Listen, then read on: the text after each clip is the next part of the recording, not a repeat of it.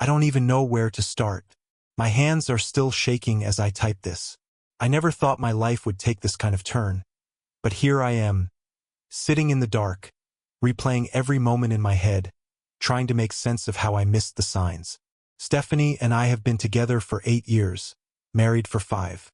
She was my best friend, my partner, the woman I thought I'd build a life with.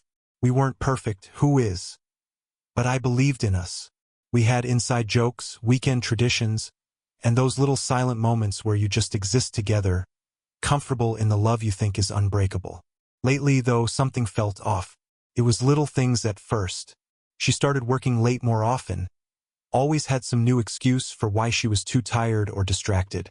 She was glued to her phone, but the second I entered the room, she'd lock the screen and shove it into her pocket. She'd laugh at texts but never say from whom. I tried to brush it off. Maybe it was stress. Maybe I was overthinking. Then came the nights out. Stephanie was never the type to go out much without me. We were home buddies. But suddenly, she had these new friends from work, these spontaneous girls' nights that started stretching later and later. She'd come home smelling different, like cologne and liquor, her hair messy, her makeup smudged like she tried to fix it in a hurry.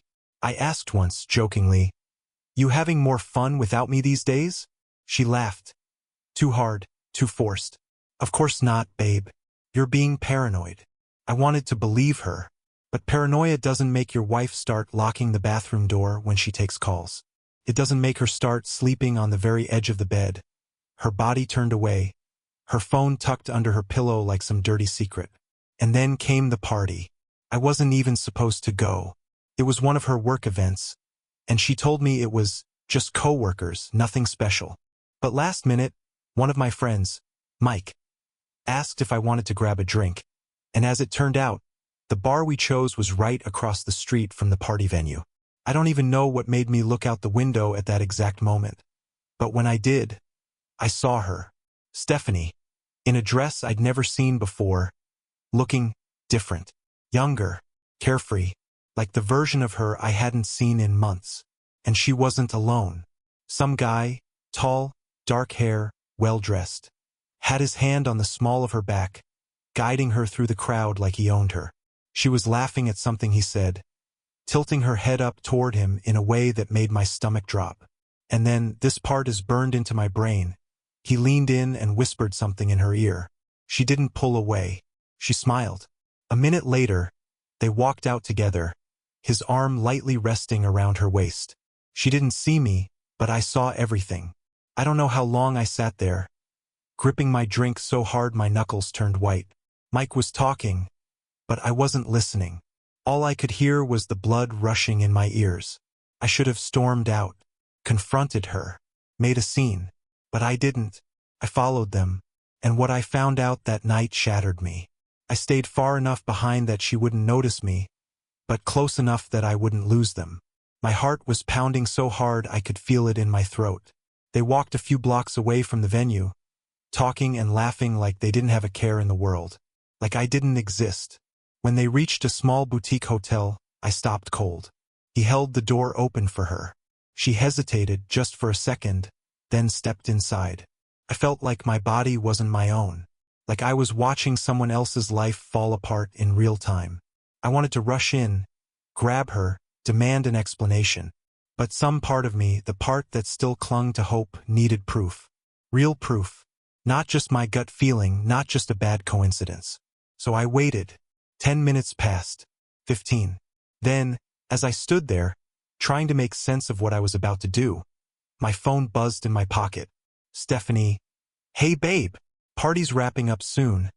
I'll be home in a bit." I stared at the message, my stomach twisting into knots. I was still standing outside that hotel when I saw movement. The guy stepped back out first. Alone. He straightened his jacket, checked his watch, then walked off like it was just another night. 2 minutes later, Stephanie came out. She smoothed her dress, ran a hand through her hair, and then, without even looking around, she pulled out her phone and texted me again. "Stephanie, can't wait to see you, Redheart." I felt sick. I could have confronted her right then, but something told me she'd lie, twist it, make me feel crazy. I needed more. So I went home and waited. She walked in like nothing had happened. Gave me a kiss on the cheek. Told me about how boring the party was. I just nodded. Let her talk. Let her believe I was still the clueless, trusting husband. That night, while she slept, I started digging. And what I found made my hands shake. I barely slept that night. My mind kept replaying the image of her walking out of that hotel, straight-faced, sending me a text like nothing had happened. I knew I had to be smart about this. If I confronted her without solid proof, she'd deny everything, maybe even turn it around on me. So instead of acting on impulse, I did what any rational person in my position would do. I started digging. Her phone was never far from her. She even took it to the bathroom with her now. But her laptop, that was a different story. At around 4 a.m., when she was fast asleep, I carefully opened it. She never logged out of her email. And that's when everything unraveled. The first thing I noticed was an email from a hotel booking site. Thank you for your stay, with a receipt attached. The same hotel I saw her walk into. The second thing? A message thread with someone named D. My pulse was hammering in my ears as I clicked on it. The messages were there, dozens of them. Some were casual, like inside jokes. Others were different, flirtatious. And then, there was one that hit me like a punch to the gut. D. Tonight was amazing. Can't wait for next time, winking face. Her response? Stephanie, your trouble, face, blowing a kiss. I closed the laptop. I couldn't look at it anymore. I sat there in the dark, staring at the ceiling, my hands clenched into fists. I felt 1,000 emotions at once. Anger, humiliation, heartbreak. But beneath all of that, something colder settled in. I knew what I had to do, but I wasn't just going to walk away. I was going to make sure she never forgot this. I didn't sleep. Couldn't. Every time I closed my eyes, I saw that hotel receipt, those messages, that smug little "your trouble" face blowing a kiss, sitting there like a slap in the face. By the time the sun started creeping through the blinds, my mind was clear. I wasn't going to explode. I wasn't going to give her the chance to cry, to twist things, to manipulate me. I was going to make this count. I started by gathering everything, screenshots of her emails, photos of the hotel receipt, even a backup of her messages. I wasn't just going to confront her. I was going to end this the right way. When she finally woke up, she stretched, yawned, and looked over at me like nothing had changed.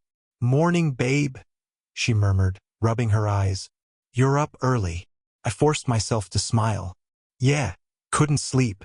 She didn't notice how stiff I was, how cold, because she thought I was still clueless. She showered, got dressed, and kissed me on the cheek before heading to work, like nothing had changed. But I knew this was the last time she'd ever leave this house as my wife. While she was gone, I set my plan in motion. First, I contacted a lawyer. I made sure to gather everything I needed before filing. The receipts, the messages, even past phone records. Everything that pointed to what she had been doing behind my back. Then I made a few calls. One of them was to his wife. That's right, her mystery man. He wasn't just some random coworker. He was married too. When I reached out, his wife, let's call her Rachel, had no idea. I could hear the confusion in her voice when I asked if she had time to talk. But the second I mentioned Stephanie's name, the line went quiet. And then she whispered, "Oh my God." I told her everything. First, she didn't believe me. But when I sent her the screenshots, the hotel receipt, the messages, she broke. I could hear it in her voice, the way her breathing hitched. I hated that I was the one to tell her, but she needed to know. We talked for a while, and by the time we hung up, we had a plan. Stephanie was about to get the wake-up call of her life. That evening, I acted like everything was normal. Stephanie walked in, dropped her purse on the counter, and stretched like she'd had a long, exhausting day. "Ugh," she groaned. "You would not believe the kind of day I had." I almost laughed. Not because it was funny, because of how easily she slipped into the role of the loving wife. "Oh yeah?" I asked, keeping my voice even. She sighed, grabbed a drink from the fridge, and leaned against the counter. Non-stop meetings. Just one thing after another. I nodded, pretending to listen, pretending to care, while my phone buzzed in my pocket. It was Rachel. She was in position. I glanced at the time. 5 minutes.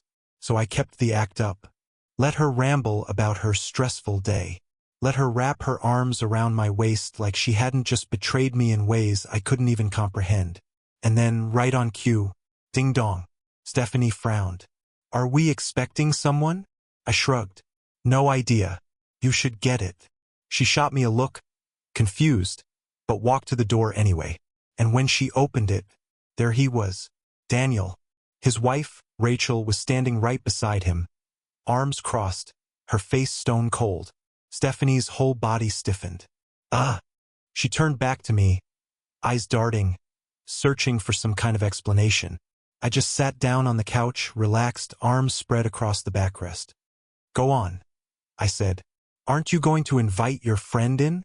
Her face drained of color. Daniel looked just as shaken. His eyes darted to Rachel, then to me, then back to Stephanie like he was trying to solve an impossible puzzle. Rachel was the first to break the silence. So, she said, voice steady. Who wants to explain? Stephanie let out a nervous laugh. I don't know what you're talking about. I pulled out my phone, opened the folder I had prepared, and tossed it onto the table. Then why don't we go through these together? Her hands were shaking as she picked it up, scrolling through the screenshots, the texts, the hotel receipt, the proof. Her eyes darted back up to me, wide and desperate. Babe, I can explain. I raised a hand. Don't. Rachel stepped forward. Daniel. He was frozen, his mouth opening and closing, but nothing came out. Stephanie whipped toward him, her voice barely a whisper. You told me you deleted everything. Rachel let out a breathless laugh. Wow, that's what you're worried about right now. Stephanie's mask was cracking, panic creeping in. No, I didn't mean, this isn't what it looks like. I stood up. It's exactly what it looks like. She turned to me, tears welling in her eyes, reaching for my hand. Please, I stepped back. Don't touch me. Silence. Heavy. Suffocating. Daniel rubbed his face, finally breaking his own silence. I need to sit down. Rachel scoffed. Oh, I bet you do. Stephanie was still looking at me, pleading, but I felt nothing. No sympathy. No love. Just the cold, crushing realization that the woman I trusted most was a stranger to me. You know what? I said, grabbing my coat. I think we're all done here. Then I walked out, leaving the mess right where it belonged, at her feet. I walked out and didn't look back. I could still hear them. Stephanie panicking, Rachel tearing into Daniel, voices rising, but I didn't care anymore. I drove around for a while, trying to process everything.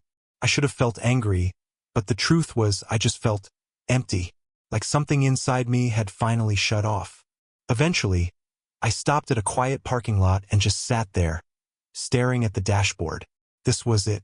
There was no going back, and I was okay with that. I took out my phone and sent a single text to Stephanie. You'll be hearing from my lawyer. I turned my phone off after that. I didn't want to hear her excuses, her begging, her fake apologies. Whatever she had to say didn't matter anymore.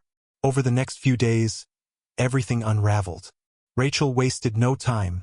She filed for divorce immediately. I later heard from a mutual friend that she threw Daniel out that same night. Stephanie, on the other hand, was a mess. She blew up my phone with messages and calls, switching between apologizing, gaslighting, and blaming me. 1 minute it was, please, let's talk. I made a mistake. I love you. The next it was, I can't believe you did this to me. You embarrassed me in front of everyone. You're being dramatic. And then, you weren't even paying attention to me lately. What did you expect? There it was. The truth. It wasn't about regret. It wasn't about losing me. It was about losing control. I didn't respond. I didn't give her the satisfaction. Instead, I focused on what mattered, getting her out of my life as fast as possible. I moved forward with the divorce. I had more than enough evidence to make sure it went in my favor. No messy back and forth, no drawn-out arguments. Just done. She tried to fight it at first. She cried in front of our friends, told them I was the bad guy for airing our dirty laundry like that. But no one bought it, because everyone knew the truth. And the truth was, she wasn't sorry for what she did.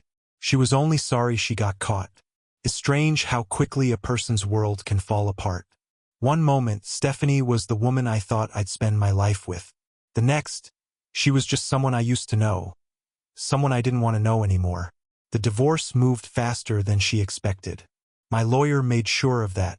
With the proof I had, she had no ground to stand on. No drawn-out negotiations, no second chances. Just signatures. And silence. She tried, though. Oh, she tried. I ignored most of her texts. But one night, a long email came through. A last-ditch effort. She wrote about how she never meant to hurt me. How things just happened. How she missed us. Missed me. But the part that stood out? Can't we at least try to fix this? I almost laughed. Not because it was funny, but because of how predictable it was. She wasn't asking because she loved me. She was asking because she lost control. Because her life was unraveling, and she thought I'd be weak enough to help her put it back together. I didn't respond. I didn't need to. Rachel and I stayed in touch for a little while after everything. We weren't friends exactly, but we checked in on each other. She told me that Daniel had tried the same thing with her. That he begged. That he swore he'd change. That he claimed I was the one who blew everything out of proportion. Sound familiar? She didn't fall for it either. As for Stephanie, she moved out of our apartment and into a small rental. I don't know where she is now. I don't care. Because I'm finally free. Free from the lies. Free from the gaslighting. Free from the weight of carrying a marriage that wasn't real anymore. And for the first time in a long time, I feel like myself again. It's been a few months now. At first, it was weird. Waking up in an empty bed. Not hearing her keys jingle at the door. Not feeling the constant anxiety of wondering what lie I'd have to swallow next. But then the peace set in. I started sleeping better. Eating better. Going out with friends again without feeling like I had to check my phone every 5 minutes. I won't lie, there were moments when I felt the weight of it all. The betrayal, the loss, the time I wasted on someone who never really valued me. But those moments didn't break me. They reminded me of why I left. Because I deserved better. Stephanie tried reaching out a few times after the divorce was finalized. A couple of casual texts, as if we were old friends catching up. I never responded. Then, a few weeks ago, I heard through a mutual acquaintance that things weren't going too well for her. She and Daniel didn't last, no surprise there. Apparently, he moved on to someone else just as quickly as he had moved on to her. Karma has a funny way of working things out. As for Rachel, she's doing great. We still check in on each other once in a while, but nothing more than that. She's rebuilding just like I am. And I think she's finally happy again. And me? I won't pretend like I have everything figured out. But for the first time in a long time, I feel free. I don't regret exposing the truth. I don't regret walking away. The only thing I regret? Not seeing it sooner. But that's life, isn't it? You learn. You grow. And eventually you move on. And I'm finally moving on.